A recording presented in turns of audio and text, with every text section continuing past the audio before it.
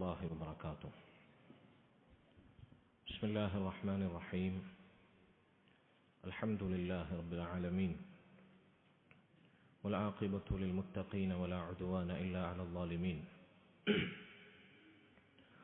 أصلي وأسلم على خاتم الأنبياء والمرسلين نبينا محمد وعلى آله وصحبه أجمعين ومن تبعهم بإحسان إلى يوم الدين. أما بعد، اللهم علمنا ما ينفعنا وانفعنا بما علمتنا وزدنا علما. رب اشرح لي صدري ويسر لي أمري واحلل عقدة من لساني يفقهوا قولي. സ്നേഹാദരണീയരായ ഈ മസ്ജിദിൽ ഒരുമിച്ച് കൂടിയിട്ടുള്ള എൻ്റെ ശബ്ദം കേൾക്കുന്ന വിദ്യാർത്ഥികളെ, സുഹൃത്തുക്കളെ, സഹോദരങ്ങളെ, കൈഫ ഹാലക്കും? എന്താണ് നിങ്ങളുടെ വിശേഷങ്ങൾ? ഇന്ന് രാവിലെ മുതലാണല്ലേ ക്യാമ്പ് ആരംഭിച്ചത്? എത്ര ക്ലാസ്സുകൾ കഴിഞ്ഞു? ഉച്ചയ്ക്ക് മുമ്പായിട്ട് 2 ക്ലാസ്. ആദ്യത്തെ ക്ലാസ് ഏത് വിഷയത്തിലായിരുന്നു? കൂട്ടുകെട്ട് നന്നാക്കിയ? നല്ല കൂട്ടുകെട്ടുകൾ കിട്ടിയോ ഇവിടുന്ന്? സമയമില്ല അല്ലേ? രണ്ടാമത്തെ ക്ലാസ് ഏത് വിഷയത്തിലായിരുന്നു? മുസ്ലിമിൻ്റെ ജീവിതം. രാവിലെ എഴുന്നേറ്റത് മുതൽ ഉറങ്ങുന്നത് വരേക്കുള്ള ഒരു മുസ്ലിമിൻ്റെ ജീവിതം, അതല്ലായിരുന്നു അല്ലേ? ഇപ്പോൾ നിങ്ങളോട് സംസാരിക്കാൻ ഏൽപ്പിക്കപ്പെട്ട വിഷയം നിങ്ങളറിയോ? അറിയില്ല. ആത്മവിചാരണ എന്നാണ് മലയാളത്തിൽ പറയുന്നത്. ആത്മവിചാരണ. എന്താണ് ആത്മവിചാരണ എന്ന് പറഞ്ഞാൽ? അറബിയിൽ മുഹാസബത്തുൻ നഫ്സ് എന്ന് പറയും. സ്വയം നമ്മൾ എന്ത് ചെയ്യുക? നമ്മെ വിചാരണ ചെയ്യുക. നമ്മുടെ കുറവുകൾ എന്താണ്? നമ്മുടെ പ്രശ്നങ്ങൾ എന്താണ്? എങ്ങനെ നമുക്ക് നന്നാവാം? എന്താണ് നമ്മൾ തിരുത്തേണ്ടത്? എന്താണ് നമ്മൾ മാറ്റേണ്ടത്? ഈ ഏറ്റവും പിന്നിൽ പോയി ചാരിയിരുന്ന് കാലൊക്കെ നീട്ടിവെച്ചിരിക്കുന്നത് അത്ര നല്ല പരിപാടിയല്ല. കുറച്ചു നേരം ഒന്ന് ചാരാതിരുന്നൂടെ? പ്രത്യേകിച്ച് നെയ്ച്ചോറും ചിക്കൻ കറിയൊക്കെ കൂട്ടിയിരിക്കുകയാണ് നമ്മൾ. നല്ല ഉറങ്ങാൻ തോന്നും ചാരിയിരുന്നാൽ. കുറച്ചു നേരം ഒന്ന് കയറിയിരിക്കും. സൊഫിദാം ഇവിടെ എല്ലാം നിങ്ങളെക്കാൾ മുതിർന്ന ആളുകൾ, താടിയൊക്കെ ഉള്ള ആളുകൾ മുമ്പിൽ കയറിയിരിക്കുന്നുണ്ട്. നിങ്ങളെക്കാൾ തടി മണ്ണൊക്കെ ഉള്ള ആളുകൾ, പ്രായമുള്ള ആളുകൾ. ചാരിയിരിക്കുന്നവരൊന്ന് മുമ്പിലേക്ക് കയറിയിരിക്കും. ഫബൽ കയറി മക്കളെ.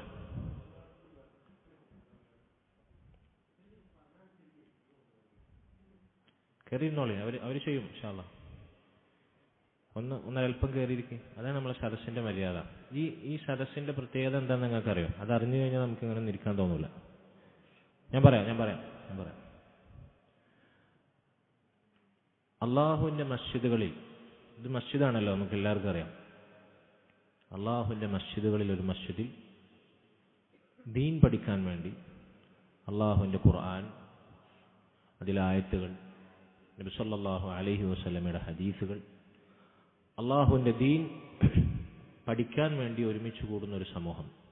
നബി സല്ലല്ലാഹു അലൈഹി വസല്ലം പറഞ്ഞു, വമജ്തമഅ ഖൗമുൻ ഫീ ബൈത്തിൻ മിൻ ബുയൂത്തില്ലാഹ് യത്ലൂന കിതാബല്ലാഹ് വയതദാറസൂനഹു ബൈനഹും. അവർ അള്ളാഹുവിന്റെ കലാമായ പരിശുദ്ധ ഖുർആൻ പാരായണം ചെയ്യുന്നു, അത് പരസ്പരം കേൾക്കുന്നു, പഠിക്കുന്നു. അങ്ങനെയുള്ള സദസ്സിൽ എന്ത് ചെയ്യും? ഇല്ലാ നസലത് അലൈഹിമുസ് സക്കീന, സമാധാനമിറങ്ങും. അള്ളാഹുവിൽ നിന്നുള്ള സമാധാനമിറങ്ങും. വഗശ്യതുഹുർ റഹ്മ, അള്ളാഹു അവന്റെ കാരുണ്യം കൊണ്ട് അവരെ മൂടിപ്പൊതിയും. 2. മൂന്നാമതായി വഹഫത്ഹുമുൽ മലായിക, അള്ളാഹുവിന്റെ മലക്കുകൾ. എന്താ മലക്കുകളുടെ പ്രത്യേകത? ഒരു തെറ്റും ചെയ്യാത്തവർ, ഒരു തിന്മയും ചെയ്യാത്തവർ, അള്ളാഹു കൽപ്പിച്ചത് അതുപോലെ പ്രവർത്തിക്കുക, അതാണ് അവരുടെ ഡ്യൂട്ടി. അള്ളാഹുവിനോടൊരു ധിക്കാരവും പ്രവർത്തിക്കാത്തവർ മലക്കുകൾ. സൃഷ്ടികളിൽ അതിശ്രേഷ്ഠരായവർ, ശക്തർ, പ്രബലർ, ഏറ്റവും സൗന്ദര്യമുള്ളവർ, പ്രകാശവേഗത്തിൽ സഞ്ചരിക്കുന്നവർ, ആകാശലോകത്ത് വസിക്കുന്നവർ, അള്ളാഹുവിന്റെ മലക്കുകൾ. ആ മലക്കുകൾ അവരെ പ്രൊട്ടക്ട് ചെയ്യുന്നതാണ്. ഹഫ്ഫത്ഹുമുൽ മലായിക, ഈ സദസ്സിൽ ഇൻഷാ അല്ലാഹ് അല്ലാഹുവിൻ്റെ മലക്കുകളുടെ സാന്നിധ്യം ഉണ്ടാവുന്ന, നമ്മളവരെ കാണുന്നില്ല, പക്ഷെ അവർ നമ്മൾ കേൾക്കുന്നു, നമ്മളെ കാണുന്നു, നമ്മെക്കുറിച്ച് രേഖപ്പെടുത്തുന്നു. മലക്കുകളുടെ പ്രൊട്ടക്ഷൻ ഉണ്ടാവും. മലക്കുകൾ ആരാണ്? അള്ളാഹുവിൻ്റെ ആർമിയാണ്, അള്ളാഹുവിൻ്റെ സൈന്യമാണ്. അതാണ് മൂന്നാമത്തെ പ്രത്യേകത, ഈ സദസ്സിൻ്റെ മൂന്നാമത്തെ പ്രത്യേകത.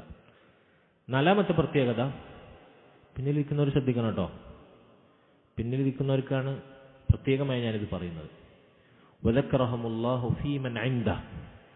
നാലാമത്തെ പ്രത്യേകത, ഈ സദസ്സിലുള്ളവരെ പറ്റി അള്ളാഹു അവൻ്റെ സന്നിധിയിൽ, അവൻ്റെ പ്രസൻസിൽ അള്ളാഹു നമ്മെക്കുറിച്ച് പറയുന്നതാണ്. 4 പ്രത്യേകതകളാണ്. നമ്മൾ എടുക്കുന്ന പണി ഒരൊറ്റ പണിയാണ്. എന്താണ് അതിനുവേണ്ടി നമ്മൾ ചെയ്യേണ്ടത്? അള്ളാഹുവിൻ്റെ മസ്ജിദായിരിക്കണം. ആ മസ്ജിദുകളിൽ നമ്മൾ എന്തിനാണ് ഒരുമിച്ച് കൂടുന്നത്? അള്ളാഹുവിൻ്റെ ഖുർആൻ അത് പഠിക്കാനും കേൾക്കാനും പഠിപ്പിച്ചു കൊടുക്കാനും അള്ളാഹുവിൻ്റെ ദീൻ പരസ്പരം ഓർമ്മപ്പെടുത്താനായിരിക്കണം നമ്മൾ ഒരുമിച്ച് കൂടുന്നത്. എങ്കിൽ നമുക്ക് സമാധാനം ലഭിക്കും. ഇതുകൊണ്ടല്ലാതെ ഒരാൾക്കും, ഒരു മനുഷ്യനും സമാധാനം ലഭിക്കില്ല. മനുഷ്യന്റെ മനസ്സിൽ സമാധാനം ലഭിക്കണമെങ്കിൽ അള്ളാഹുവിനെ കുറിച്ചുള്ള സ്മരണ ഉണ്ടാകണം. മനുഷ്യന്റെ മനസ്സിനെ പടച്ച അള്ളാഹു പറയണം, അലാ ബിദിക്രില്ലാഹി തത്മഇന്നുൽ ഖുലൂബ്. മനുഷ്യരുടെ ഹൃദയങ്ങൾക്ക് സമാധാനം കൈവരുന്നത് അള്ളാഹുവിനെ കുറിച്ചുള്ള സ്മരണയിലാണ്, അള്ളാഹുവിനെ കുറിച്ച് പറയുമ്പോഴാണ്, സ്വർഗനരകങ്ങളെക്കുറിച്ച് പറയുമ്പോഴാണ്, പരലോകത്തെക്കുറിച്ച് പറയുമ്പോഴാണ്, ദീനിനെ കുറിച്ച് സംസാരിക്കുമ്പോഴാണ് മനുഷ്യരുടെ ഹൃദയങ്ങൾക്ക് സമാധാനം ഉണ്ടാവുക. ഇത് നമ്മൾ ടർഫിൽ പോയി കളിച്ചാലുണ്ടാവോ? ഉണ്ടാവോ? ഗാനമേളയുടെ സദസ്സിൽ പോയാലുണ്ടാവോ? കല്യാണപ്പുരയിലുണ്ടാവോ? ഉണ്ടാവോ? ആളുകൾ അങ്ങാടിയിൽ തടിച്ചു കൂടുന്നിട്ടുണ്ടാവോ? ഈ സമാധാനം നശിക്കുന്ന രംഗങ്ങളാണ് അവിടെ അധികം ഉള്ളത്. അവിടെ നിന്നെങ്കിലും അല്പം ഒരു ആസ്വാദനം, ഒരു എന്റർടൈൻമെന്റ് നമുക്ക് ലഭിക്കുന്നുണ്ടെങ്കിൽ അത് നൈമിഷികമായിരിക്കും, അത് പൈശാചികമായിരിക്കും. മ്യൂസിക് കേൾക്കുമ്പോഴുള്ള സമാധാനം അതല്ല യഥാർത്ഥ സമാധാനം, അത് പൈശാചികമാണ്. ആളുകളെ കൊല്ലുന്നവര്, കൊന്നുകൊണ്ടേയിരിക്കുന്നവർ, അവർക്ക് അതിലാണ് സമാധാനം. അതാണ് സമാധാനം. ഡ്രഗ്സിനും മദ്യപാനത്തിനൊക്കെ അഡിക്റ്റ് ആകുന്ന ആളുകൾ, അവർക്ക് അതിലാണ് സമാധാനം. അതാണ് സമാധാനം. മോഷണം നടത്തുന്നവരുണ്ട്, കൊടും കുറ്റവാളികളുണ്ട്, അവർക്ക് സമാധാനം അതിലാണ്. അതാണ് യഥാർത്ഥത്തിൽ സമാധാനം. ഇവരെല്ലാവരെയും പടച്ച, സകല മനുഷ്യരെയും അവരെ ഹൃദയങ്ങളെയും പടച്ച, സമാധാനത്തെ പടച്ച അള്ളാഹു പറയണം, അലാ ബിദിക്രില്ലാഹി തത്മഇന്നുൽ ഖുലൂബ്. അള്ളാഹുവിനെ കുറിച്ചുള്ള സ്മരണയിൽ നമ്മെ പടച്ച ശുദ്ധശൂന്യതയിൽ നിന്ന്, ഒന്നുമല്ലാത്ത അവസ്ഥയിൽ നിന്ന്. പരിശുദ്ധ ഖുർആനിൽ സൂറത്തുൽ ഇൻസാൻ എന്ന് പേരുള്ളൊരു സൂറത്തുണ്ട്. നിങ്ങൾക്കറിയുമോ അത്? സൂറത്തുൽ ഇൻസാന് മറ്റൊരു പേരുണ്ട്. എന്താണത്? സൂറത്തു ദഹർ. മനുഷ്യന്റെ സൃഷ്ടിപ്പിന്റെ ശൂന്യത, അതിനെപ്പറ്റിയുള്ള ഒരു ചോദ്യമാണ് അള്ളാഹു സൂറത്തുൽ ഇൻസാന്റെ തുടക്കത്തിൽ ചോദിക്കുന്നത്. ഹൽ അതാ അലൽ ഇൻസാനി ഹീനും മിനദ് ദഹ്രി ലം യകുൻ ശൈഅൻ മദ്കൂറാ. മനുഷ്യ, ഇന്നാലിന്ന സംഗതി എന്ന് പറയാൻ പറ്റാത്തൊരു കാലഘട്ടം നിനക്കുണ്ടായിരുന്നു. ശൂന്യമായൊരവസ്ഥ, ഒന്നുമല്ലാത്ത അവസ്ഥ, അങ്ങനെ ഒരു കാലം നിനക്കുണ്ടായിരുന്നു.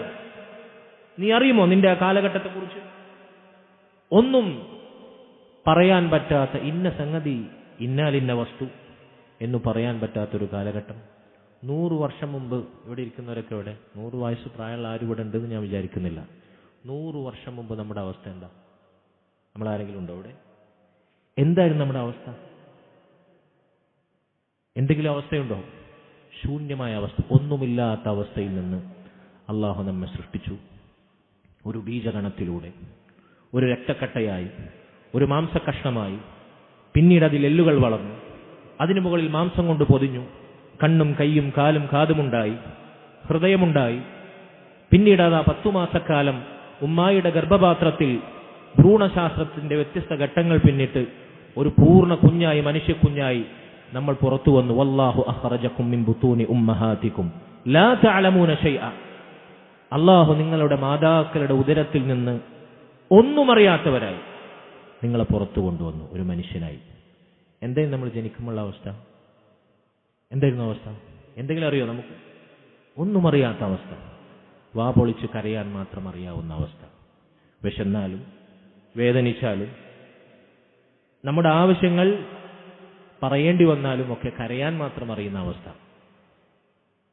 ഈ അവസ്ഥയിലാണ് നമ്മൾ ഈ കാണുന്ന രൂപത്തിലൊക്കെ വളർന്നു വന്നത്. അല്ലെ, മനുഷ്യൻ അവിടുന്ന് അവന്റെ കൈ വളർന്നു, കാൽ വളർന്നു. മലർന്നു മാത്രം കിടന്നിരുന്ന കുഞ്ഞ് പിന്നെ ചെരിയാൻ തുടങ്ങി, ചെരിഞ്ഞവൻ പിന്നെ കമിഴാൻ തുടങ്ങി, കമിഴ്ന്നിട്ട് അവൻ മുട്ടുകുത്താൻ തുടങ്ങി, മുട്ടിലിഴയാൻ തുടങ്ങി, എഴുന്നേറ്റിരിക്കാൻ തുടങ്ങി, പതുക്കെ പതുക്കെ പിടിച്ച് പിച്ച വെച്ച് നടക്കാൻ തുടങ്ങി, പിന്നെ ഓടാൻ തുടങ്ങി, ചാടാൻ തുടങ്ങി. കുട്ടിക്കാലവും ബാല്യവും കൗമാരവും പിന്നിട്ടു. യുവാവാകുന്നു അവൻ, മധ്യവയസ്കനാകുന്നു, വാർദ്ധക്യത്തിലെത്തുന്നു, വയസ്സാകുന്നു. ജനിച്ചതുപോലെ ശൂന്യതയിൽ നിന്ന് അവൻ വളർന്നതുപോലെ ശൂന്യതയിലേക്ക്, അവൻ ഒന്നുമില്ലാത്ത അവസ്ഥയിലേക്ക് യാത്രയാകുന്നു, മരിക്കുന്നു. ഇതാണ് മനുഷ്യന്റെ ജീവിതം. മുൻഗാമികൾ ചിലർ മനുഷ്യന്റെ ജീവിതത്തെ ഉപമിക്കുന്ന ഒരു കഥ പറയാറുണ്ട്. ഒരു മനുഷ്യൻ, ഞാൻ എൻ്റെ വിഷയത്തിന്റെ പ്ലേറ്റ് പതുക്കൊന്ന് മാറ്റുകയാണ്, നിങ്ങളെ ശ്രദ്ധയാകർഷിക്കാൻ വേണ്ടി ഒരു കഥ ഞാൻ നിങ്ങളെ കേൾപ്പിക്കാം. പിന്നിൽ കഥ കേൾക്കുന്ന കഥയില്ലാത്ത ആളുകളുണ്ടല്ലോ, ശ്രദ്ധിക്കാതെ. മുമ്പിൽ വന്നിരിക്കടോ, എന്താണോ? ഇവിടെ കയറിയിരിക്കും. ഇതാ അവിടെ സൊഫിൽ ഇതാ ഗ്യാപ്പുണ്ട്, അവിടെ കയറിയിരിക്കും. സമാധാനം ലഭിക്കുന്ന സദസ്സാണ് നമ്മൾ സദസ്സ്. പിന്നെന്താണ് നമ്മൾ രണ്ടാമതായി പറഞ്ഞത്? ആ ഹദീസിലേക്ക് നമുക്ക് തിരിച്ചു പോകാം, എന്നിട്ട് കഥയിലേക്ക് വരാം. അള്ളാഹുവിന്റെ മസ്ജിദുകളിൽ ദീൻ പഠിക്കാൻ നമ്മൾ ഇരുന്നാൽ അള്ളാഹുവിന്റെ സമാധാനം ലഭിക്കും. ഇവിടെ നോക്കൂ നിങ്ങൾ, ഏതു മനുഷ്യനും, അള്ളാഹു ഇല്ല എന്ന് പറയുന്ന മനുഷ്യനും, നിരീശ്വരവാദികളുണ്ട്, എത്തിസ്റ്റുകളുണ്ട്, മതം വേണ്ടതില്ല മനുഷ്യനെന്ന് പറയുന്നവരുണ്ട്. മനുഷ്യനെങ്ങനെ നാൽക്കാലികളെപ്പോലെ, മൃഗങ്ങളെപ്പോലെ തോന്നിയതുപോലെ ജീവിക്കാൻ വിട്ടാൽ മതി, സ്വാതന്ത്ര്യം നൽകിയാൽ മതി, അങ്ങനെ പറയുന്നവരുണ്ട്. എല്ലാവർക്കും എന്താണ് വേണ്ടത്? തങ്ങളെ പടച്ച റബ്ബിനെ നിഷേധിക്കുന്നവരവർ എന്താണ് വേണ്ടത്? സമാധാനമാണ് വേണ്ടത്. എന്തിനാളുകൾ തോന്നിവാസം ചെയ്യുന്നത്? എന്തിനാണ് ആളുകൾ തിന്മകളുടെ പിന്നാലെ? സമാധാനം ലഭിക്കാനാണ്. ഇവിടുന്ന് സമാധാനം കിട്ടുക. ഇവരെയെല്ലാം പടച്ച, അവരുടെ എല്ലാം ഹൃദയത്തെ പടച്ച, ഞാൻ നേരത്തെ പറഞ്ഞു സമാധാനത്തെ പടച്ച റബ്ബ് പറയാണ് സമാധാനം എവിടുന്ന കിട്ടുക? അള്ളാഹുവിനെ കുറിച്ചുള്ള സ്മരണയിൽ നിന്ന്. ഇനി നമുക്ക് നന്നായി ജീവിക്കാൻ, തിന്മകളിൽ നിന്ന് അകന്നു നിൽക്കാൻ, നമ്മൾ ദുനിയാവിലും മരിച്ചു കഴിഞ്ഞാൽ നാളെ ആഖിറത്തിൽ നമ്മൾ ഇഷ്ടപ്പെടുന്ന, ദുനിയാവിൽ ഒരുപാട് ആഗ്രഹങ്ങളും സ്വപ്നങ്ങളും മോഹങ്ങളും അംബീഷൻസ് ഒക്കെ ഉണ്ടാവും നമുക്ക്. എങ്ങനെ നമുക്ക് കിട്ടുക? അള്ളാഹുവിന്റെ സഹായമില്ലെങ്കിൽ സാധിക്കുമോ? അള്ളാഹുവിന്റെ തൗഫീഖ് ഇല്ലെങ്കിൽ ഒരു നന്മയും നമുക്ക് നേടാൻ സാധിക്കുകയില്ല. അള്ളാഹുവിന്റെ കാരുണ്യം അതിനു വേണം. അള്ളാഹുവിന്റെ കാരുണ്യം ലഭിക്കുന്ന സദസ്സാണിത്. വഗശിയത്തുഹുമുർ റഹ്മ. പിന്നെന്താ നമ്മൾ പറഞ്ഞത്? മലക്കുകളുടെ സംരക്ഷണം. മലക്കുകൾ നമുക്ക് സംരക്ഷണം ഒരുക്കിയാൽ അതിനേക്കാൾ ശക്തരും പ്രബലരുമായ മറ്റൊരു സംരക്ഷണം നൽകുന്ന ഏതെങ്കിലും സൈന്യമോ പടപ്പോ പട്ടാളമോ പോലീസോ സന്നാഹങ്ങളോ നമുക്കുണ്ടോ? പറ നിങ്ങൾ. ആ മലക്കുകൾ ദിവസവും രാവും പകലും ഉടനീളം നമുക്ക് സംരക്ഷണം ഒരുക്കുന്നതാണ് അള്ളാഹുവിന്റെ അടിമകൾക്ക്. മസ്ജിദുകളിൽ അള്ളാഹുവിന്റെ ദീൻ പഠിക്കുന്നവർക്ക് അവരുടെ പ്രത്യേക സംരക്ഷണം ഉണ്ടാകും. നമുക്ക് വേണ്ടി അവർ അള്ളാഹുവിനോട് പൊറുക്കലിനെ തേടും. അവർക്ക് പുറത്തു കൊടുക്കണേ എന്ന് നമുക്ക് വേണ്ടി മലക്കുകൾ പ്രാർത്ഥിക്കും. അതിനുമപ്പുറത്ത് നാലാമതായി നമ്മൾ സൂചിപ്പിച്ചു, അള്ളാഹു അവന്റെ സന്നിധിയിൽ മലക്കുകൾക്കിടയിൽ നമ്മെക്കുറിച്ച് പറയും, നമ്മുടെ പേര് പരാമർശിക്കും. ഇവിടെ നോക്കൂ നിങ്ങൾ, ഈ ലോകത്ത് ഒരു പഞ്ചായത്ത്, നമ്മുടെ നാടിന്റെ പഞ്ചായത്തിന്റെ ഒരു പ്രസിഡന്റ്, അതല്ലെങ്കിൽ ഒരു ഡിസ്ട്രിക്ട് കളക്ടർ, അതല്ലെങ്കിൽ നമ്മുടെ നാട്ടിലെ പ്രൈം മിനിസ്റ്റർ, അതല്ലെങ്കിൽ നാട്ടിലെ വലിയൊരു സെലിബ്രിറ്റി, ഒരു പൊളിറ്റീഷ്യൻ, നമ്മുടെ പേര് 4 ആൾ കൂടുന്ന സദസ്സിൽ മൈക്കിന് മുമ്പിൽ പറഞ്ഞു എന്ന് പറഞ്ഞാൽ അത് എത്ര വലിയ ക്രെഡിറ്റായി നമുക്ക് തോന്നും. നമ്മളെപ്പോലുള്ള ചെറിയ പ്രായക്കാർക്ക് നമ്മൾ വലിയ സംഭവമായിട്ട് തോന്നൂലേ? ലോകരുടെ റബ്ബായ അള്ളാഹു, ആകാശങ്ങളെയും ഭൂമികളെയും പടച്ച സർവാധിരാജനായ മലിക്കുൽ ജബ്ബാറായ, ഖിയാമത്ത് നാളിൽ വൽ അർളു ജമീഅൻ ഖബ്ലതുഹു യൗമൽ ഖിയാമ, ഈ ഭൂമി മുഴുവൻ അള്ളാഹുവിന്റെ ഒരു കൈപ്പിടിയിൽ ഒതുങ്ങും. 7 ആകാശങ്ങളും പുസ്തകത്തിലെ പേജുകൾ ചുരുട്ടിയെടുക്കുന്നത് പോലെ അള്ളാഹുവിന്റെ വലതു കരത്തിൽ ചുരുട്ടിപ്പിടിക്കും. 7 ആകാശങ്ങൾ. ഒരാകാശം തന്നെ നമ്മൾ കണ്ടു തീർന്നിട്ടില്ല, ശാസ്ത്രം കണ്ടെത്തി തീർന്നിട്ടില്ല.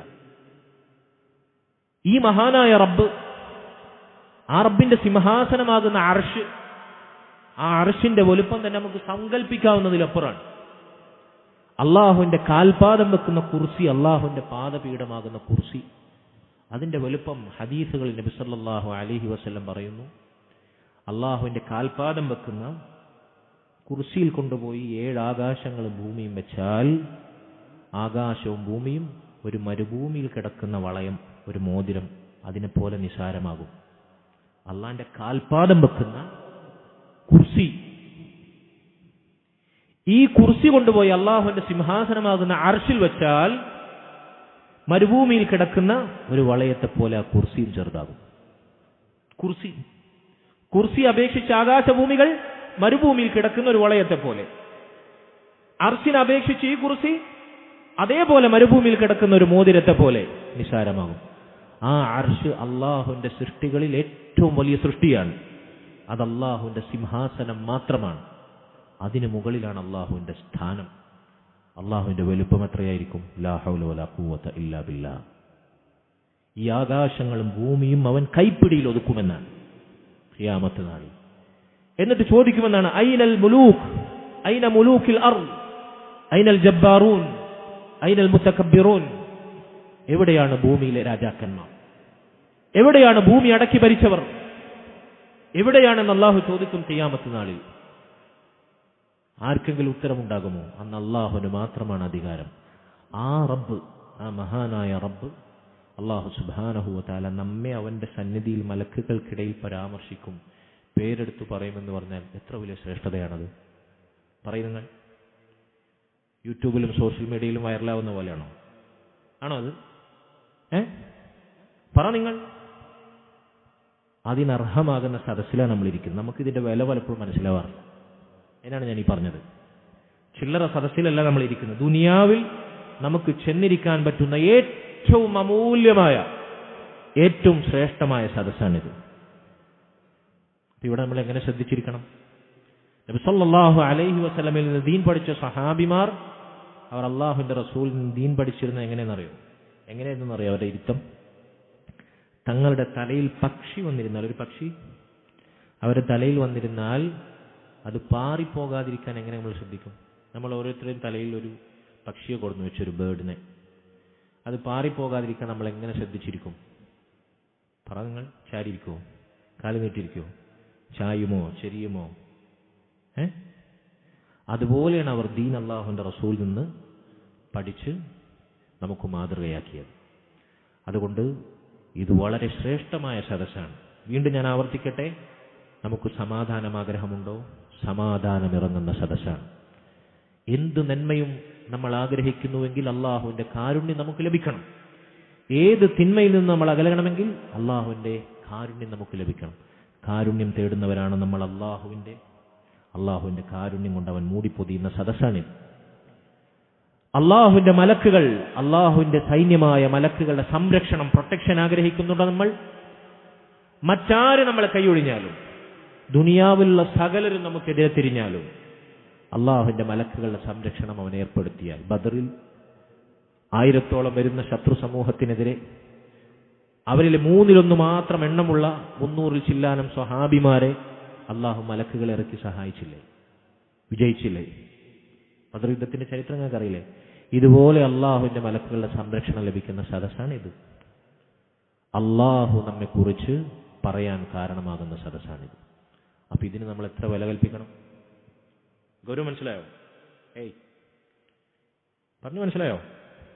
അപ്പൊ ആ ശ്രദ്ധയിൽ നമ്മൾ ഇരിക്കണം. ഇതാണ് ഒന്നാമതായി പറയാനുള്ളത്.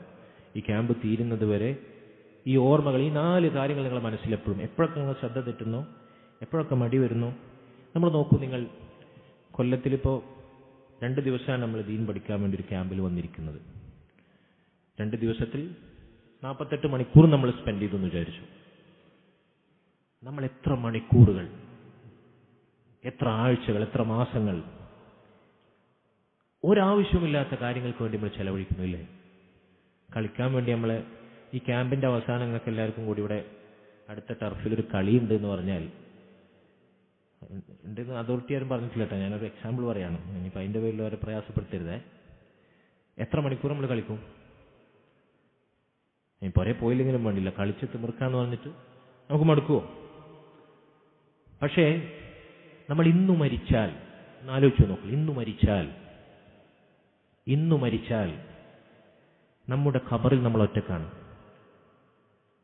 നമ്മൾ ആരും മരിക്കില്ല എന്നുറപ്പുള്ള ആരെങ്കിലും ഉണ്ടോ ഈ കൂട്ടത്തിൽ? ഉണ്ടോ? മരിക്കാതെ കാലാകാലം ദുനിയാവിൽ ജീവിക്കാനാണ് ഞാനിവിടെ ജനിച്ചത് എന്ന അഭിപ്രായമുള്ള ആരെങ്കിലും ഉണ്ടോ? മരിച്ചതിന് ശേഷം പരലോകമുണ്ട്, സ്വർഗമുണ്ട്, നരകമുണ്ട് എന്ന് വിശ്വസിക്കാത്ത നിരീശ്വരവാദികൾ വരെ അംഗീകരിക്കുന്ന അനിഷേധ്യമായൊരു പ്രാപഞ്ചിക സത്യമാണ്, ഒരാൾക്കും എതിർക്കാനും നിഷേധിക്കാനും പറ്റാത്ത സത്യമാണ് മരിക്കുമെന്നത്. മഹാനായ അബൂബക്കർ സിദ്ദീഖ് റളിയല്ലാഹു അൻഹു പറഞ്ഞതുപോലെ, കുല്ലു ഇംറിഇൻ മുസബ്ബഹുൻ ഫി അഹ്ലിഹി അൽ മൗതു അദ്നാ മിൻ ശിറാഖി നഅലിഹി. എല്ലാ മനുഷ്യരും നേരം വെളുക്കുന്നു, വൈകുന്നേരമാകുന്നു, ദുനിയാവിൽ ഇങ്ങനെ ജീവിതം ദിനരാത്രങ്ങളിലൂടെ തള്ളി നീക്കുന്നു. പക്ഷെ അവൻ അറിയുന്നില്ല, അൽ മൗതു അദ്നാ മിൻ ശിറാഖി നഅലിഹി, മരണമെന്ന സത്യം അവൻ ധരിച്ചിരിക്കുന്ന അവന്റെ ചെരുപ്പിന്റെ വാറിനേക്കാൾ അവനോട് അടുത്തതാണ് എന്ന് അവൻ അറിയുന്നില്ല. അറിയുന്നുണ്ടോ? നമ്മൾ ചെരുപ്പ് ധരിക്കാത്ത ആരായി കൂട്ടത്തിലുള്ളത്? ചെരുപ്പ് ധരിക്കുമ്പോൾ ആ ചെരുപ്പിന്റെ വാറുണ്ടല്ലോ, ആ ചെരുപ്പ് നമ്മുടെ തൊലിപ്പുറത്ത് എത്ര അടുത്ത് ഒട്ടിയിട്ടാണ് നിൽക്കുന്നത്, അല്ലേ? അതിനേക്കാൾ അടുത്തതാണ് മരണം നമ്മോട് എന്ന് പറയുകയാണ്. എവിടെയാണെങ്കിലും ഏത് കോട്ടക്കൊത്തളങ്ങളിൽ പോയി ഒളിച്ചാലും മരണം നമ്മെ തേടിയെത്തും. ഖുൽ ഇന്നൽ മൗതല്ലദീ തഫിറൂന മിൻഹു ഫഇന്നഹു മുലാഖീകും. ഏതു മരണത്തിൽ നിന്നാണ് നിങ്ങൾ ഓടി അകലുന്നത്, ആ മരണം നിങ്ങളെ തേടിയെത്തും. നമ്മൾ തേടി പോകുന്നു വേണ്ട, നമ്മൾ ഓടി ഒളിച്ചാലും വലൗ കുൻതും ഫീ ബുറൂജിൻ മുശയ്യദ, ഭദ്രമായി കെട്ടിയുണ്ടാക്കപ്പെട്ട കോട്ടക്കൊത്തളങ്ങളിൽ നിങ്ങൾ പോയി ഒളിച്ചാലും ഐനമാ തകൂനു യുദ്രിക്കുമുൽ മൗത്ത്, നിങ്ങളെ മരണം പിടികൂടും.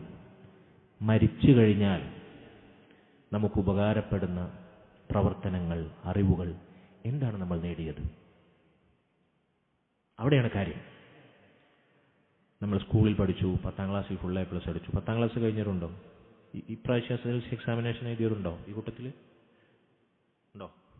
എന്നാ റിസൾട്ട് വന്നില്ലല്ലോ. എന്നാ വരാം? 10A+ പ്രതീക്ഷിക്കുന്നവരുണ്ടാവും. കഴിഞ്ഞ വർഷം 10A+ അടിച്ച ആരെങ്കിലും ഉണ്ടോ ഈ കൂട്ടത്തിൽ?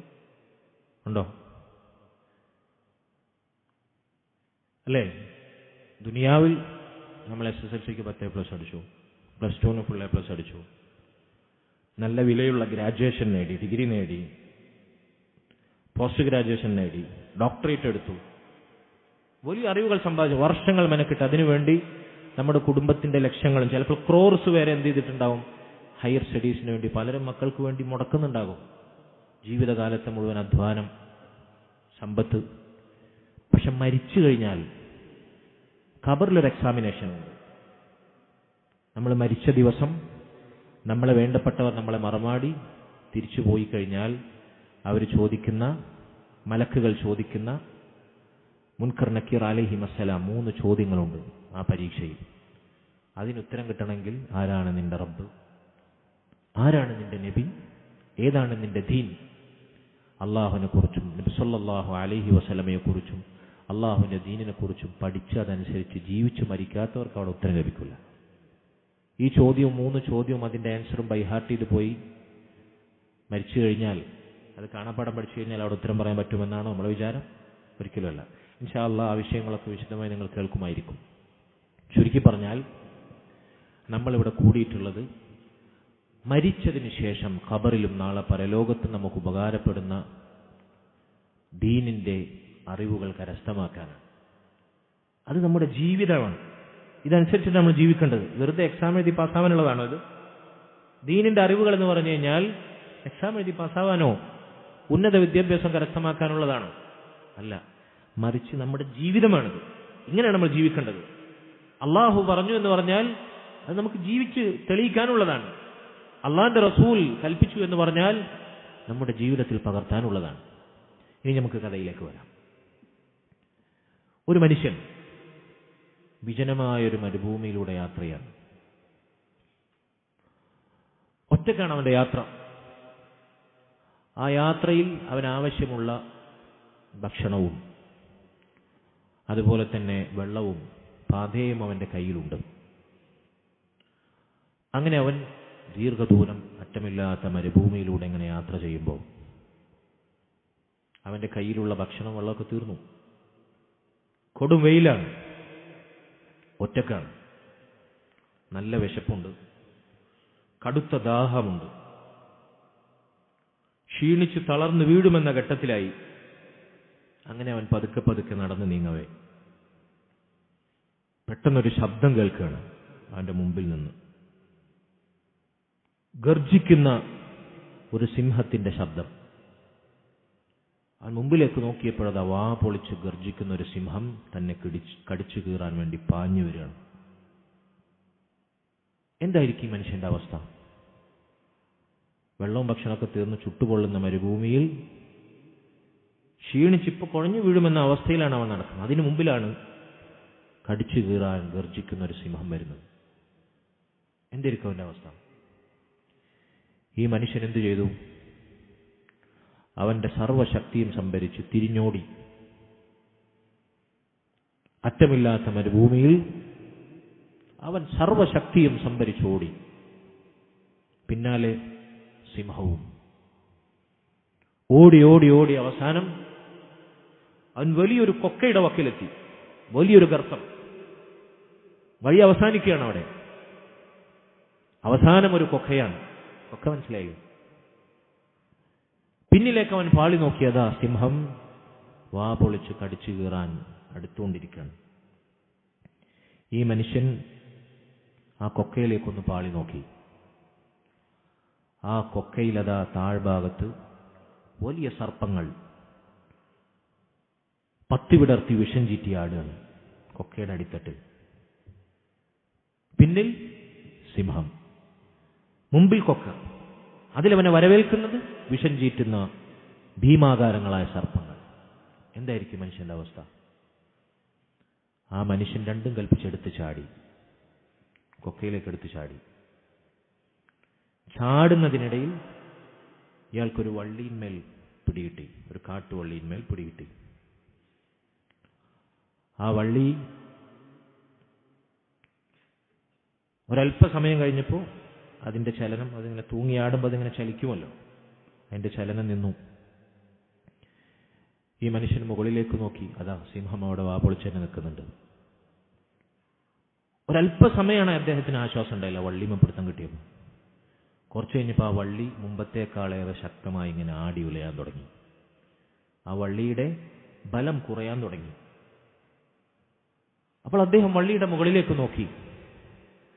അപ്പോഴതാ കുറച്ച് കറുത്ത വെളുത്ത എലികൾ ഈ വള്ളി ഇങ്ങനെ കടിച്ചു മുറിച്ച് തിന്നാണ്, കാർന്നുകൊണ്ടിരിക്കുകയാണ്. കറുത്ത എലികളുണ്ട്, വെളുത്ത എലികളുണ്ട്. ഈ വള്ളി കാർന്ന് തിന്നുകൊണ്ടിരിക്കുകയാണ്. എന്തായിരിക്കും മനുഷ്യന്റെ അവസ്ഥ? നിങ്ങളൊന്ന് ചിന്തിച്ചു, സങ്കല്പിക്കാൻ പറ്റുന്നുണ്ട് എത്ര ഭയാനകമാണത്? മുകളിലതാ കടിച്ചു കീറാൻ നിൽക്കുന്ന സിംഹം, കൊക്കയുടെ അഗാധ ഗർത്തങ്ങളിലതാ വിഷം ചീറ്റി തന്നെ കുത്തിവലിക്കാൻ നിൽക്കുന്ന സർപ്പങ്ങൾ. അതിനിടക്ക് ജീവിതമാകുന്ന കച്ചിത്തുരുമ്പിൽ ഒരു പിടിവള്ളി കിട്ടിയപ്പോൾ അതാ ഏത് നിമിഷവും പൊട്ടുവീഴുമാറ് ജീവിതം വിരൽത്തുമ്പിലായി ഇതാ കറുത്ത എലികളുടെ രൂപത്തിൽ അവന്റെ ജീവിതം ഇങ്ങനെ തൂങ്ങിയാട്. എന്താണ് ഈ മനുഷ്യന്റെ അവസ്ഥ? നിങ്ങളൊന്ന് ചിന്തിച്ചു നോക്കൂ. ആ മനുഷ്യന്റെ സ്ഥാനത്താണ് നമ്മളെങ്കിലും നിങ്ങൾ ചിന്തിച്ചു നോക്കൂ. വല്ലാഹി സുമ്മ തല്ലാഹി വബില്ലാഹ്, ഈ മനുഷ്യനാണ് നമ്മൾ ഓരോരുത്തരും. ഈ മനുഷ്യന്റെ അവസ്ഥ നമുക്ക് സങ്കല്പിക്കാൻ പറ്റുന്നുണ്ടോ? എന്നാൽ ഈ മനുഷ്യനെ പോലെയാണ് നമ്മൾ ഓരോരുത്തരും ഈ ദുനിയാവിൽ. സത്യം അതാണ്. ഈ കഥയിലെ ഓരോ രംഗവും ഓരോ ഉപമകളും നമുക്കൊരിക്കലും നിഷേധിക്കാൻ പറ്റാത്ത സത്യങ്ങളാണ്. ഒന്നാമതായി, ആ മരുഭൂമിയിലൂടെ വിജനമായ പ്രദേശത്ത് യാത്ര ചെയ്യുന്ന മനുഷ്യനാണ് നമ്മൾ ഓരോരുത്തരും. നമ്മുടെ യാത്ര എവിടെയാണ്? ദുനിയാവിൽ അവസാനിക്കുന്നുണ്ടോ? അറ്റമില്ലാത്ത മരുഭൂമിയിൽ ഇങ്ങനെ ഏകാന്തനായി യാത്ര ചെയ്യുന്നത് പോലെ നമ്മൾ ഓരോരുത്തരും, ഇപ്പൊ നമ്മുടെ കൂടെ എല്ലാവരുമുണ്ട്, കൂട്ടുകാരുണ്ട്, വേണ്ടപ്പെട്ടവരുണ്ട്, ഉമ്മയുണ്ട്, ഉപ്പയുണ്ട്, സഹോദരങ്ങളുണ്ട്, എല്ലാമുണ്ട്. പക്ഷേ മരിച്ചു കഴിഞ്ഞാൽ നമ്മുടെ കൂടെ ആരും ഉണ്ടാവില്ല, ഒറ്റക്കാണ്. മരിച്ചു കഴിഞ്ഞാൽ കുടുംബസമേതമാണ് നമ്മളെ ഖബറടക്കുക, ഏകാന്തനാണ്. പരലോകത്ത് നമ്മൾ ഒറ്റക്കാണ്. യൗമ യഫിറുൽ മർഉ മിൻ അഖീഹി വ ഉമ്മിഹി വ അബീഹി വ സാഹിബതിഹി വ ബനീ. ബാക്കി ലികുല്ലി ഇംറിഇൻ മിൻഹും യൗമഇദിൻ ശഅ്നുൻ യുഗ്നീ. മനുഷ്യൻ തന്റെ സഹോദരനെ വിട്ടോടുന്ന ദിവസം, കൂട്ടുകാരെ വിട്ടോടുന്ന ദിവസം, ഭാര്യമാരെയും മക്കളെയും വിട്ടോടുന്ന ദിവസം, ഓരോ മനുഷ്യനും അവനവന്റെ കാര്യമെന്നവൻ ചിന്തിക്കുന്ന ദിവസം, നഫ്സി നഫ്സി എന്നവൻ പരിതപിക്കുന്ന ദിവസം, നമ്മൾ ഏകാന്തനാകുന്ന ദിവസം, ഒറ്റക്കാകുന്ന ദിവസം, ഒറ്റക്കാണ് നമ്മൾ അല്ലാഹുവിലേക്ക് യാത്ര പോകുന്നത്. മരിക്കാത്ത പരലോകത്തേക്ക്, ഖബറിന്റെ കൂരാകൂരിട്ടിലേക്ക്, 6 അടി മണ്ണിലേക്ക് നമ്മൾ യാത്രയാകുന്നത് ഒറ്റക്കാണ്.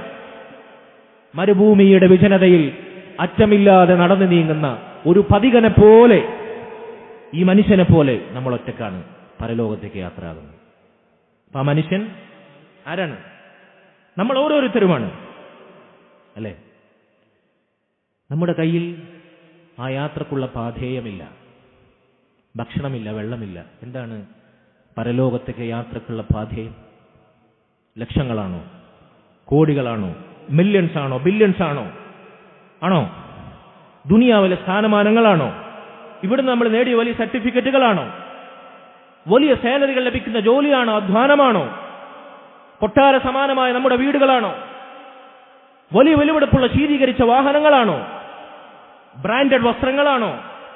പറ നിങ്ങൾ, എന്താണ് പരലോകത്തേക്കുള്ള ഏകാന്തമായ നമ്മുടെ യാത്രയിലെ പാഥേയം? എന്താണ്?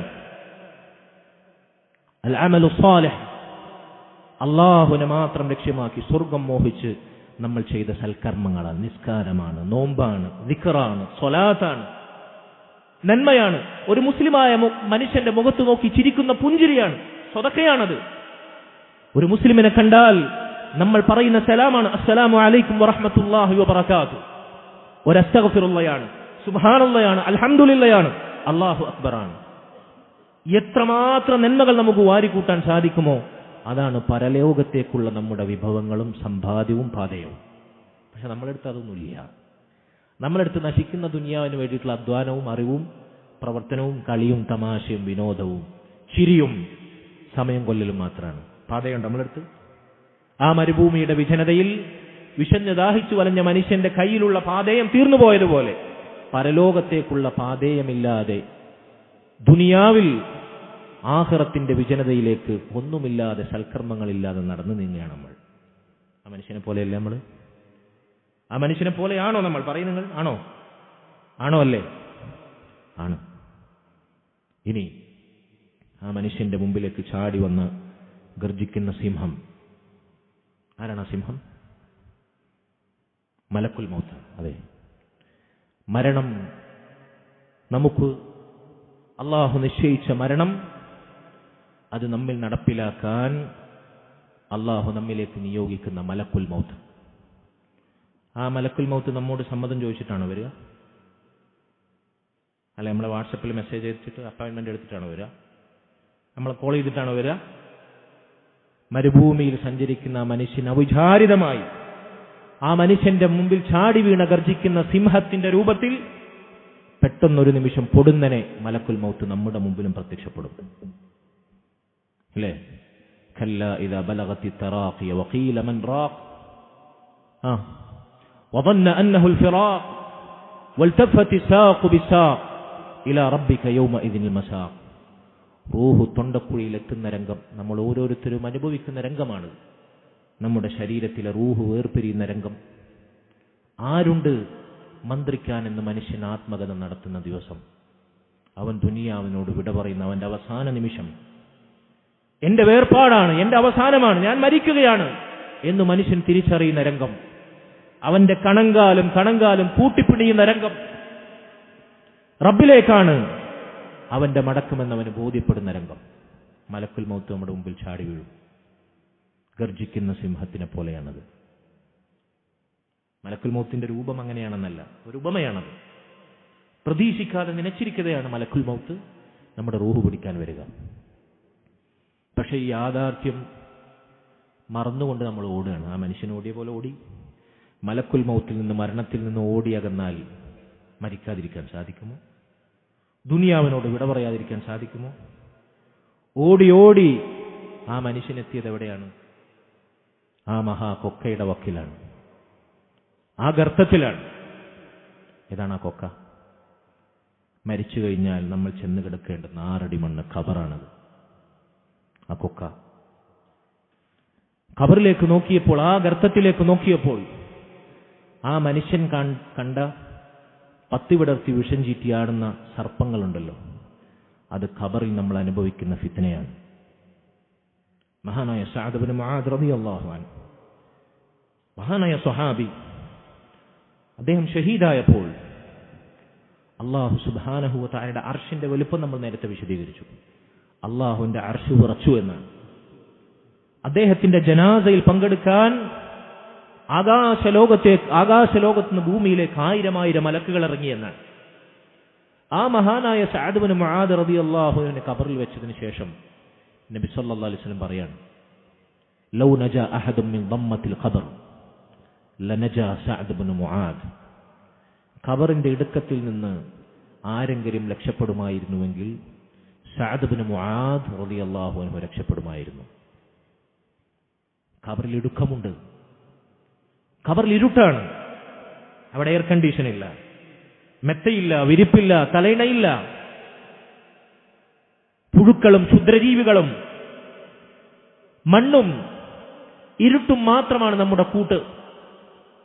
ആ ഖബറിന്റെ ഫിത്ന, അതിനെ കഥാകാരൻ ഉപമിച്ചത് വിഷം ചീറ്റുന്ന സർപ്പങ്ങളെ പോലെയാണ്. നമ്മൾ ആരെങ്കിലും ആ ഖബറിലേക്ക് പോയി കിടക്കാൻ, ദുനിയാവിൽ ജീവിക്കുന്ന ഒരു ദിവസമെങ്കിലും, ഒരു മണിക്കൂറെങ്കിലും, ഒരു മിനിറ്റെങ്കിലും ഖബറിലൊന്ന് പോയി കിടക്കാൻ നമ്മൾ ആഗ്രഹിക്കും.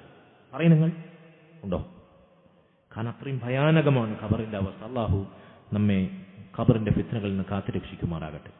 ഖബറിലെ ഫിത്ന അത്രയും ഗൗരവമുള്ളതായതുകൊണ്ടാണ് എല്ലാ നിസ്കാരത്തിലും തശഹുദിന്റെ അവസാനത്തിൽ സലാം വീട്ടുന്നതിന് മുമ്പ് ഖബറിന്റെ ഫിത്നയിൽ നിന്ന് രക്ഷ ചോദിക്കാൻ അല്ലാഹുവിന്റെ റസൂൽ സല്ലല്ലാഹു അലൈഹി വസല്ലം നമ്മെ പഠിപ്പിച്ചത്. അല്ലാഹുമ്മ ഇന്നി അഊദു ബിക മിൻ അദാബിൽ ഖബർ എന്ന് നമ്മളോട് അല്ലാഹുവിനോട് രക്ഷ ചോദിക്കാൻ, ഖബർ ശിക്ഷയിൽ നിന്ന് രക്ഷ ചോദിക്കാൻ നബി സല്ലല്ലാഹു അലൈഹി വസല്ലം പഠിപ്പിച്ചിരിക്കുന്നു. അപ്പോൾ ആ സർപ്പങ്ങൾ ഖബറിലെ ഫിത്നയാണ്. ഇനി മനുഷ്യൻ അതിനിടയിൽ തൂങ്ങിയാടിയില്ലേ പിടിവള്ളിയുമേ, അതാണ് അവന്റെ ആയുസ്. ആ തൂങ്ങിയാടിയ പിടിവള്ളിയാണ് അവന്റെ ആയുസ്. അവന്റെ ആയുസ്സിൽ അവൻ തൂങ്ങിയാടുക. അതിനിടക്ക് അതിനെ കടിച്ചു കീറിയ എലികളുണ്ടല്ലോ, അതിന് കൂടുതൽ ബലക്ഷയം സംഭവിച്ച എലികൾ, ആ കറുത്ത വെളുത്ത എലികൾ അവന്റെ ജീവിതത്തിൽ അവൻ പിന്നിട്ട രാവും പകലുമാണ്. കറുത്ത എലികൾ രാവുകളാണ്, രാത്രികളാണ്. വെളുത്ത എലികൾ പകലുകളാണ്. ആ കറുത്ത വെളുത്ത എലികളുടെ രൂപത്തിൽ രാവും പകലും നമ്മുടെ ആയുസ് ഇങ്ങനെ കടിച്ച് കാർന്ന് തിന്നുകൊണ്ടിരിക്കുകയാണ്. നമ്മൾ ആയുസ്സാകുന്ന പിടിവള്ളിയിൽ ഇങ്ങനെ തൂങ്ങിയാടുകയാണ്. ഇപ്പോഴും, ഇന്നും, ഈ നിമിഷവും നമ്മൾ തിരിച്ചറിഞ്ഞിട്ടുണ്ടോ യാഥാർത്ഥ്യം? ഓരോ ദിവസവും, ഓരോ മിനിറ്റും, ഓരോ മണിക്കൂറും, ഓരോ ആഴ്ചയും, രാവും പകലും, മാസവും വർഷവും നമ്മുടെ ആയുസ്സിനെ കാർന്നു തിന്നുകൊണ്ടിരിക്കുകയാണ്. നമ്മുടെ ആയുസ് കുറഞ്ഞുകൊണ്ടിരിക്കുകയാണ്. പരലോകത്തേക്ക് നമ്മൾ അടുത്തുകൊണ്ടിരിക്കുകയാണ്. ഖബറിലേക്ക് നമ്മൾ സമീപിച്ചുകൊണ്ടിരിക്കുകയാണ്. ചിന്തിക്കാറുണ്ടോ? നമ്മൾ പറയുന്നത് ചിന്തിക്കാറുണ്ടോ? ആ കറുത്ത വെളുത്തേലികൾ, അതാണ് അവരുടെ അവസ്ഥ. ഇതാണ് നമ്മുടെ ജീവിതം. ഇതിനിടയിലാണ് നമ്മൾ ജീവിക്കുന്നത്. ഈ മനുഷ്യനെ പോലെ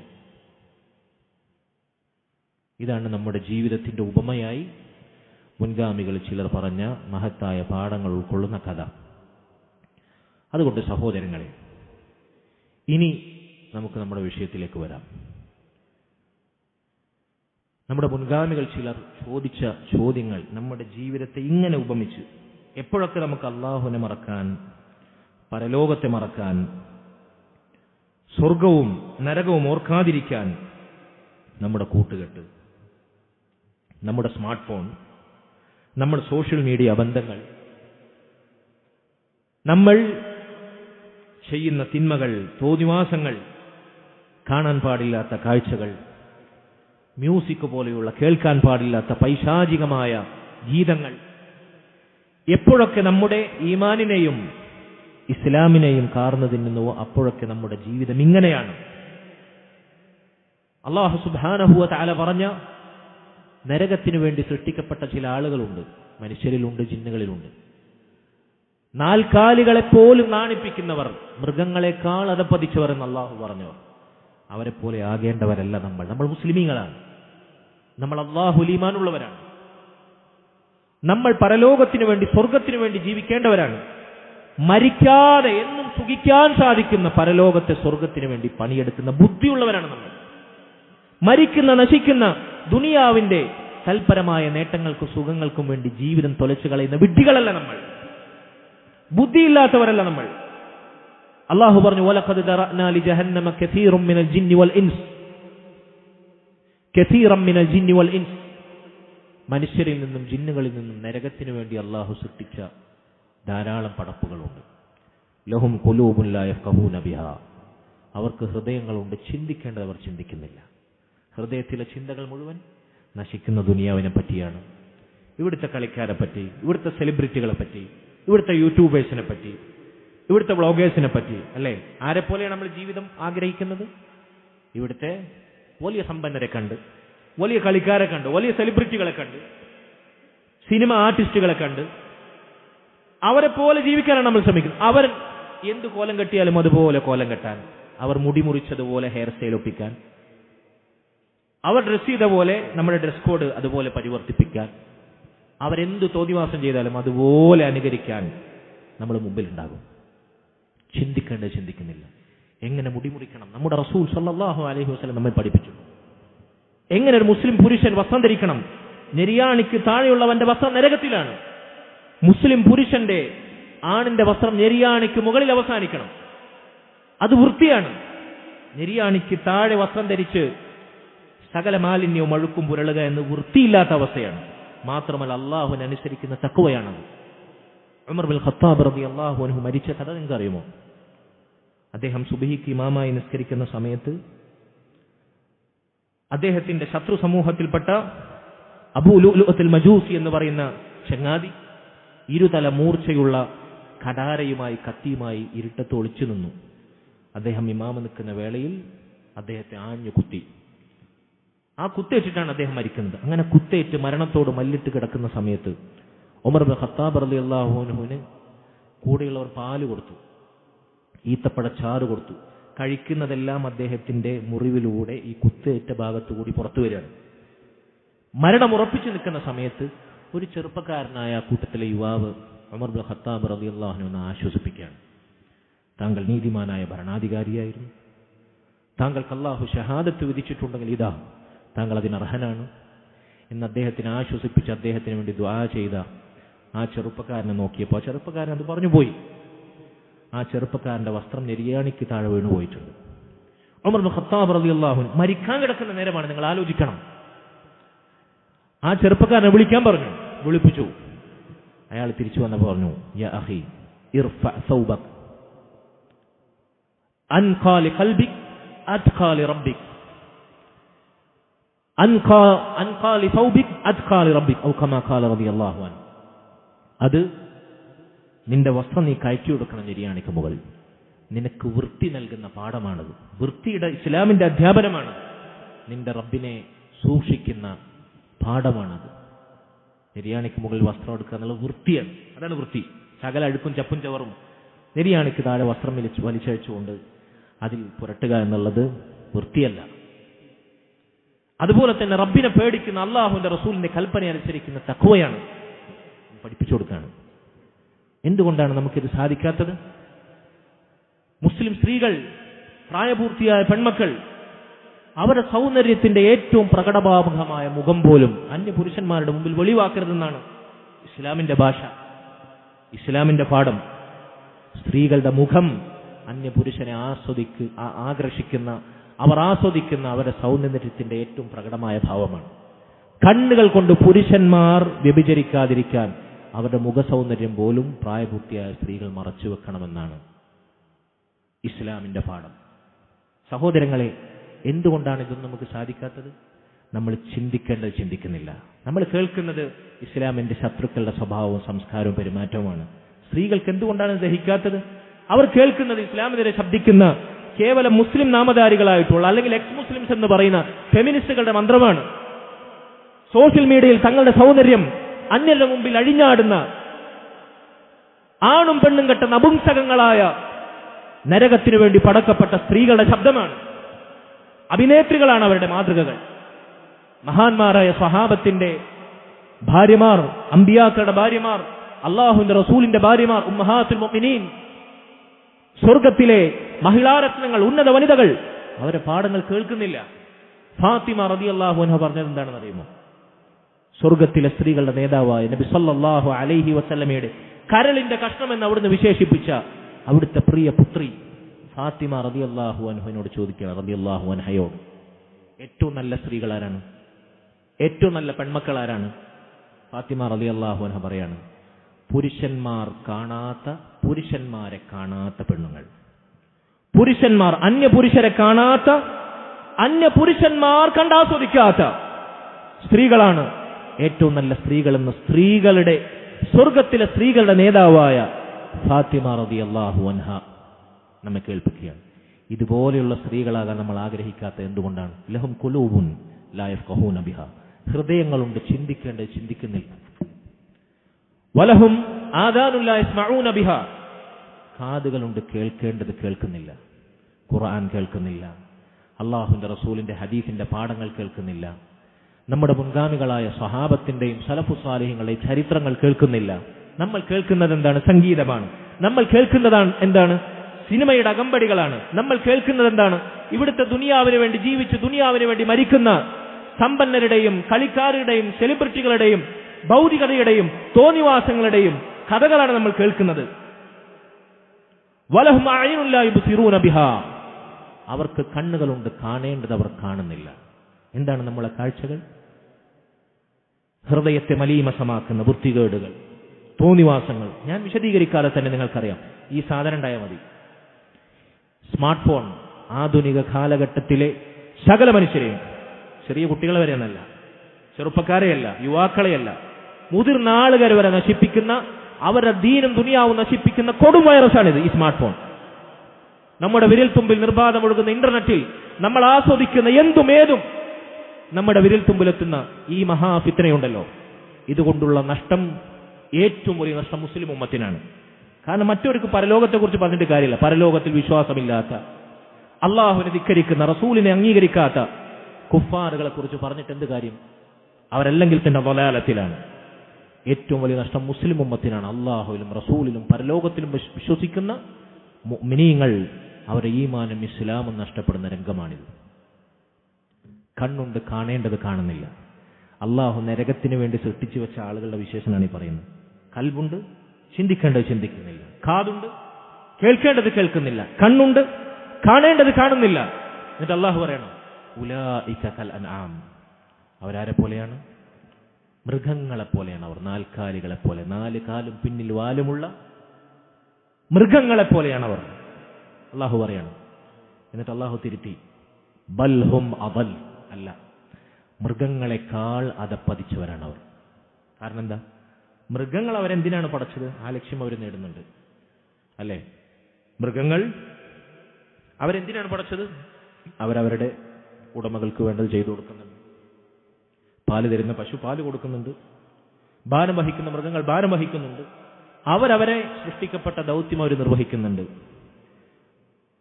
നമ്മൾ ചെയ്യുന്നതല്ലാത്ത രൂപത്തിൽ അള്ളാഹുവിനെ അവർ ശുക്ർ ചെയ്യുന്നുണ്ട്. പക്ഷേ മനുഷ്യന്മാർ ആ മൃഗങ്ങളുടെ പോലും നിലവാരമില്ലാത്ത അവസ്ഥയിലേക്ക് അധപ്പതിക്കും. മൃഗങ്ങളെപ്പോലും നാണിപ്പിക്കുന്ന വൃത്തികേടുകൾ ഇന്ന് മനുഷ്യരിൽ നിന്ന് കേൾക്കുകയാണ്. ആണിനാണ് മതി, പെണ്ണിന് പെണ്ണ് മതി വിവാഹം കഴിക്കാൻ. അതല്ല, മൃഗം മതി എന്ന് പറയുന്നവരുണ്ട്. മയ്യത്ത് മതി, ഉമ്മയായാലും പ്രശ്നമില്ല, രക്തബന്ധുക്കളായാലും പ്രശ്നമില്ല, ഭാര്യയും ഭർത്താവിനും പോലെ ജീവിക്കാൻ. ഈ പുഴുത്തു നാറുന്ന മൃഗങ്ങളെപ്പോലും നാണിപ്പിക്കുന്ന ചീഞ്ഞ സംസ്കാരവും ചിന്തകളും നാവിലൂടെ പറയാൻ മുസ്ലിം ഉമ്മത്തിലെ ആധുനിക കാലഘട്ടത്തിലെ ചെറുപ്പക്കാർക്കും വിദ്യാർത്ഥികൾക്കും മടിയില്ലാതെ പോയി. മൃഗങ്ങളെപ്പോലെ അഴിച്ചുവിടണം, അതാണ് സ്വാതന്ത്ര്യം എന്നാണ് പറഞ്ഞുകൊണ്ടിരിക്കുന്നത്. മൃഗങ്ങളെക്കാൾ അധപ്പതിക്കുന്ന അവസ്ഥയിലെത്തി. നരകത്തിനു വേണ്ടി അള്ളാഹു പടച്ചവരവസ്ഥയാണ്. നമ്മൾ ഇതുപോലെയാവരുത്. എന്താണ് നമ്മൾ കാണുന്നത്? എന്താണ് നമ്മൾ കേൾക്കുന്നത്? എന്താണ് നമ്മൾ ചിന്തിക്കുന്നത്? എന്താണ് നമ്മുടെ മനസ്സിൽ സ്ഥാനം പിടിച്ചത് എന്ന് നമ്മൾ പരിശോധിച്ചുകൊണ്ടിരിക്കുന്നു. ഞാൻ അവസാനിപ്പിക്കുകയാണ്.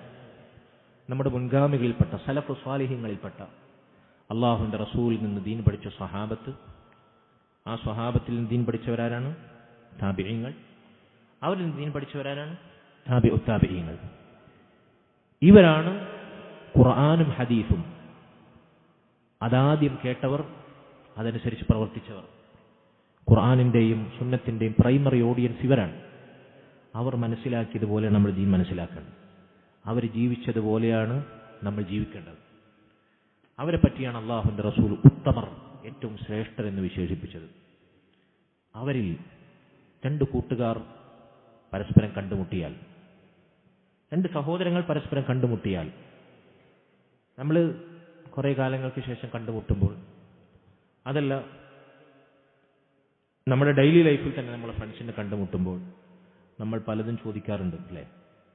പല വിശേഷങ്ങളും അന്വേഷിക്കാറുണ്ട്, പല കാര്യങ്ങളും ഡിസ്കസ് ചെയ്യാറുണ്ട്. പക്ഷെ നമ്മുടെ മുൻഗാമികൾ അവരെന്തായിരുന്നു ചർച്ച ചെയ്തിരുന്നത്, അവരെന്തായിരുന്നു ചോദിച്ചിരുന്നത് എന്നതിനൊരു ഉദാഹരണമാണിത്. ഇത് പറഞ്ഞുകൊണ്ട് ഞാൻ അവസാനിപ്പിക്കാം.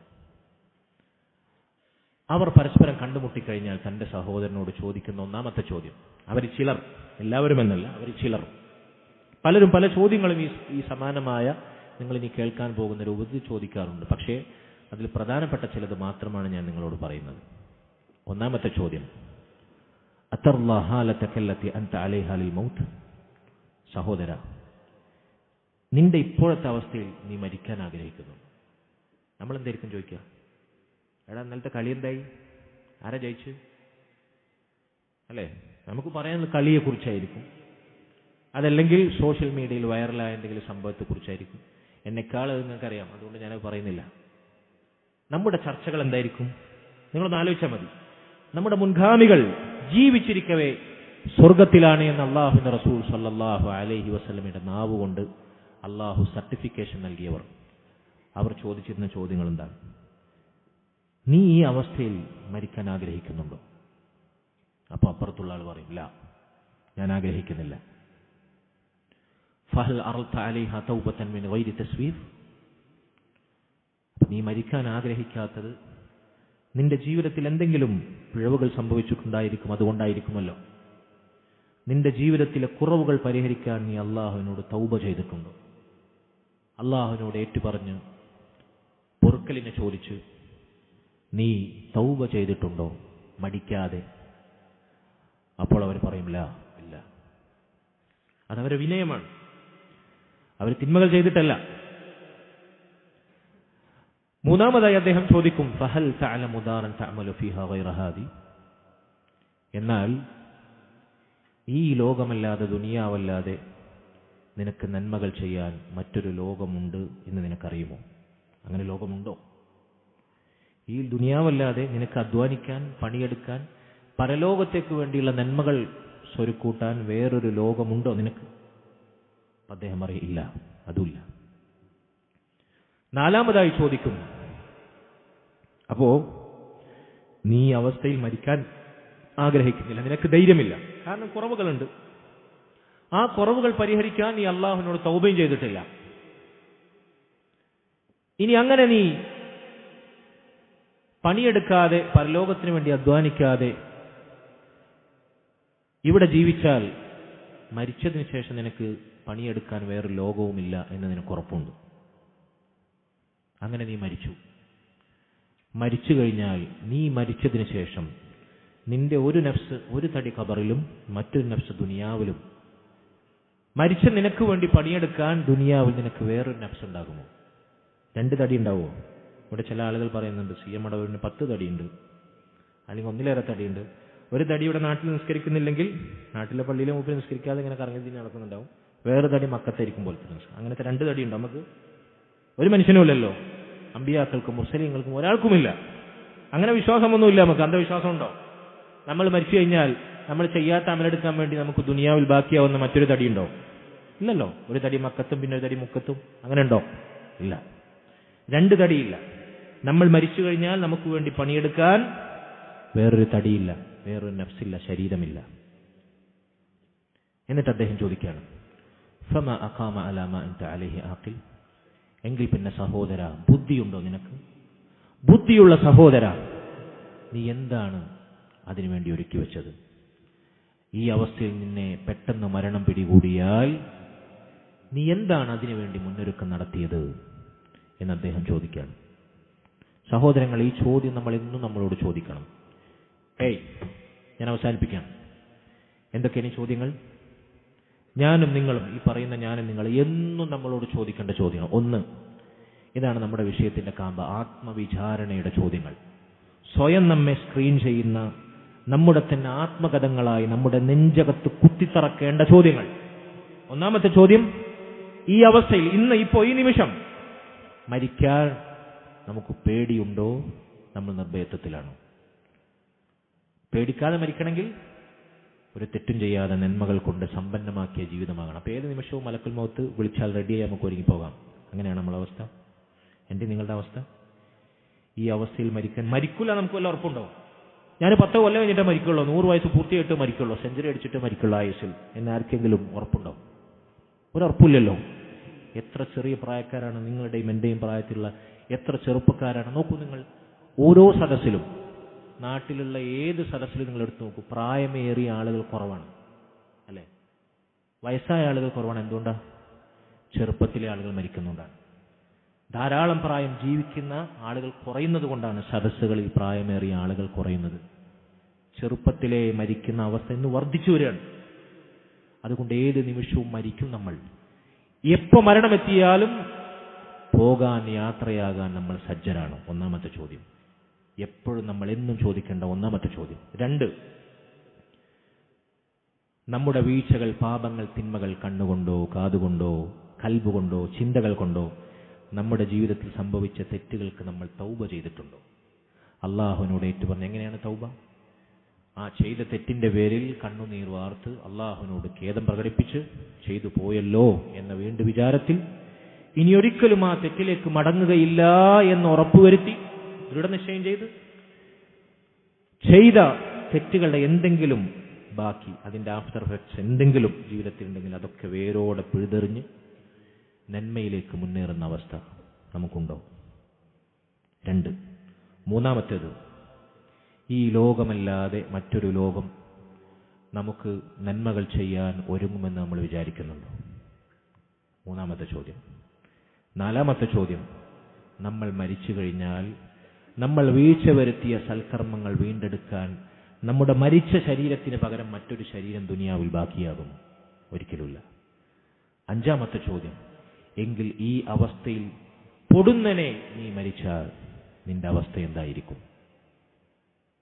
അപ്പോൾ പിന്നെ ബുദ്ധിയുള്ള മനുഷ്യ, നീ എന്താണ് ഇതിനു വേണ്ടി ഒരുക്കി വെക്കേണ്ടത്? ഈ ചോദ്യങ്ങൾ എന്നും നമ്മൾ ചോദിച്ചുകൊണ്ടിരിക്കുക. അല്ലാഹു സുബ്ഹാനഹു വ തആല പരലോകത്തിനു വേണ്ടി പണിയെടുക്കുന്ന, സ്വർഗം സ്വപ്നം കണ്ട് സ്വർഗത്തിലേക്ക് മോഹങ്ങളും അതുപോലെ തന്നെ നമ്മൾ പല ടാർഗറ്റും ദുനിയാവിൽ അച്ചീവ് ചെയ്യാൻ വേണ്ടി ഇപ്പം തന്നെ നമ്മൾ എന്ത് ചെയ്തിട്ടുണ്ടാവും? നമ്മുടെ ഗോളാക്കി വെച്ചിട്ടുണ്ടാവും. നമ്മുടെ ഗോളും നമ്മുടെ മോഹങ്ങളും സ്വപ്നങ്ങളും അംബീഷൻസും ഒക്കെ എവിടെയാണ് നമ്മൾ അച്ചീവ് ചെയ്യേണ്ടത്? ആത്യന്തികമായി സ്വർഗത്തിലേക്കാണ്. അവിടെ മരിക്കാതെ എന്നും സുഖിച്ച് ജീവിക്കാനാണ് നമ്മൾ ആത്യന്തികമായി പണിയെടുക്കേണ്ടത്. അലി ഇബ്നു അബീ ത്വാലിബ് റളിയല്ലാഹു അൻഹു പറഞ്ഞതുപോലെ, കൂനു അബ്നാ അൽ ആഖിറ, നിങ്ങൾ ഒരിക്കലും മരിക്കാത്ത ആഖിറത്തിന്റെ മക്കളാകണം. വലാ തകൂനു അബ്നാ അദ്ദുനിയ, നശിക്കുന്ന മരിക്കുന്ന ദുനിയാവിന്റെ മക്കളായി നിങ്ങൾ മാറരുത്. അൽ യൗമ അമലുൻ വലാ ഹിസാബുൻ, ഇന്നാണ് നമുക്ക് പരലോകത്തേക്ക് വേണ്ടി പണിയെടുക്കാനുള്ള അവസരം. ഇന്നിവിടെ വിചാരണയില്ല.